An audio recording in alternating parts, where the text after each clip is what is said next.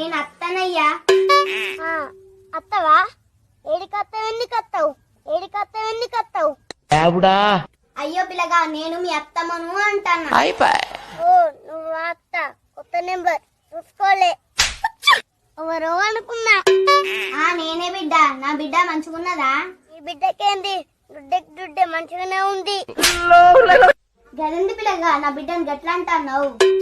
మరి ఇంకేమన్నారే? ఆకలైనప్పుడు అన్నం తింటది, పట్టుకున్నప్పుడు నత్తలకే తింటది.